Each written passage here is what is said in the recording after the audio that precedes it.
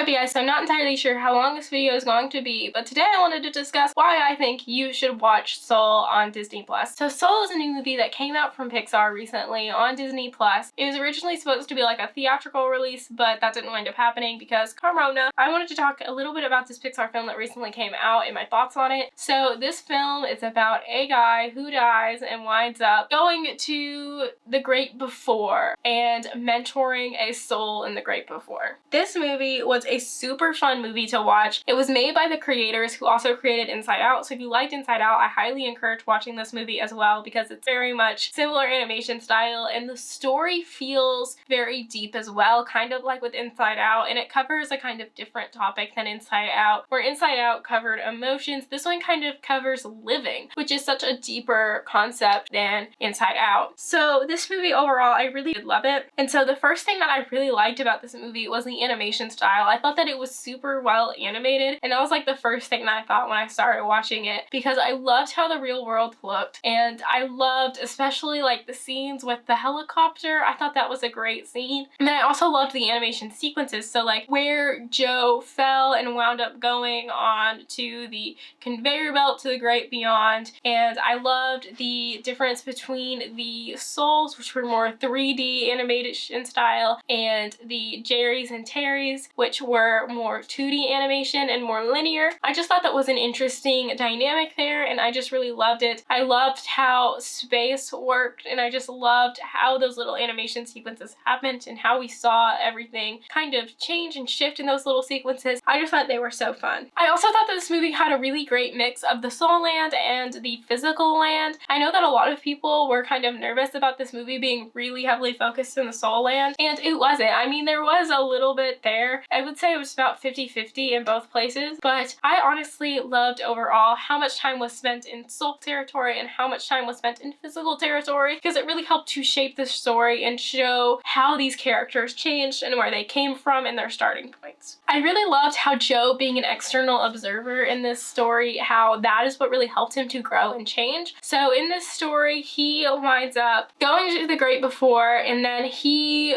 falls into a cat whenever he leaves the great before, and 22, which is a soul in the great before, winds up falling into Joe. And so 22 lives through Joe, and I love how through watching 22 as the cat, with 22 being in Joe's body, I loved how that provided Joe with a chance to kind of look at his actions and look at where his life is and judge whether or not he thinks that he's in a good place or if he wants to be somewhere better. I also really love the overall theme in this story about how life is really just about living. It's about the little moments. It's not about the big ones, even though the big ones do happen. They might not change your life. They might not be all they're cracked up to be, but it really is about those little moments. It's about going outside and the leaves changing color and it being beautiful. It's about going outside and it having snowed and it being beautiful. It's about staying inside with a warm cup of Joe and reading a book. It is about the little moments. It's about the little things. It's literally just about living. And I just thought that was such a great theme, and I loved how it really highlighted to not just expect everything to be great, to not expect those big moments to be as big as you build them up to be. And I just thought that was a really important message. I really loved how finding a spark in the beginning really felt like picking a college major. When you're picking a college major, it's like, oh no, what if I pick the wrong one? What if I don't do it right? What if I wind up being unhappy? And I just loved that. I loved how 22 went through that struggle. I felt so relatable to it, especially now as a senior in college. It just feels like such a relatable struggle because I'm at the point now where there is no going back, and it's kind of like looking back on it. What do I think about the last 4 years of my life, and where do I think about where my life is going? Because at this point, it's gonna take a lot more for me to change that if I wanted to.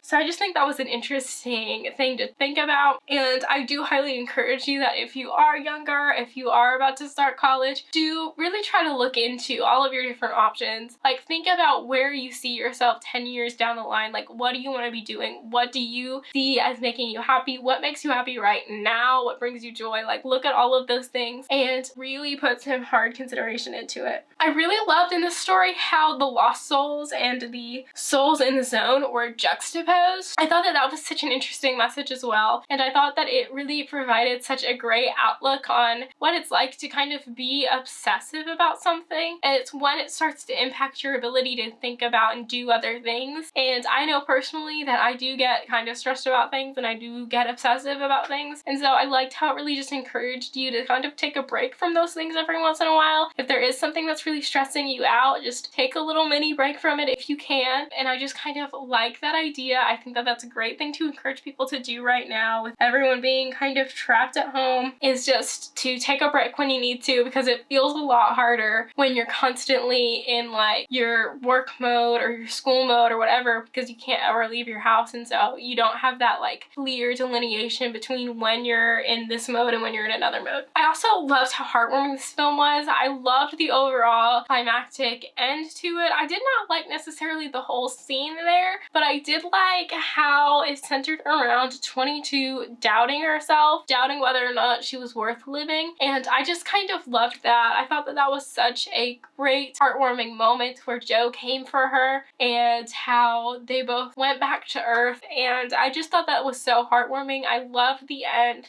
but I did think it was also very heartbreaking at the same time. I really loved how the sound editing was used in this film. I loved how every single time we saw The Great Before, there was that like song that was like so ominous and depressing. I loved it. I thought it was fantastic. I also loved how happy The Great Before felt, and I loved how the world felt so real. So I just loved how sound was used to kind of create these different spaces in this movie. I also thought this film was very thought-provoking as far as its messaging goes. That's something that I really liked about this film, was how insightful it was and how much it kind of encouraged you to really think about what you do and how you spend your time and whether or not you are actually happy. I think that happiness is really hard to find, and I think that's really important to actually look at your life and not just think about all the bad things, but think about all the good things too. So now let's talk about some of the things that I did not like, but I still really enjoyed this movie and really recommend watching it. So I did not like Terry very much in this movie. I thought that he was really funny, but I did not like how convenient he was plot-wise and how he really just felt like a plot device rather than an actual character. I also didn't really like how the youth seminar, how it was rebranding to be the youth seminar and not The Great Before, because that just felt really random to me and it didn't feel like it needed to be there. It felt almost like a little bit of a waste of space in the movie. And I'm honestly not sure who the intended audience for this movie is, because it feels